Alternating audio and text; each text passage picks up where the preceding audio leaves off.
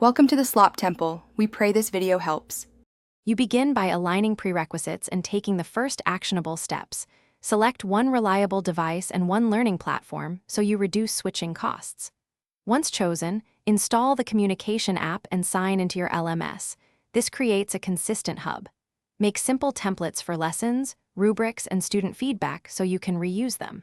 You do this to save time, lower cognitive load for students, and ensure every session starts with the same structure and expectations. Now continue by building the lesson flow and adding interaction.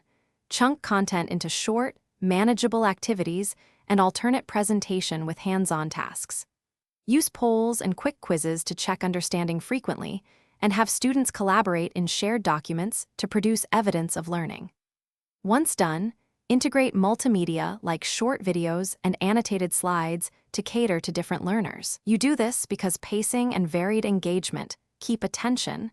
Finish the session by collecting quick formative evidence. Use a 3-question exit ticket and assign clear next steps so students know what to do. Grade with your rubric and return focused feedback within 48 hours to close the loop. This reinforces learning and builds trust.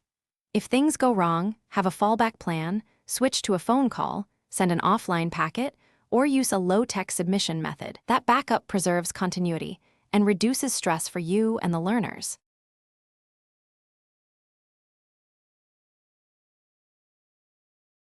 Thanks for watching. Consider subscribing if we helped you.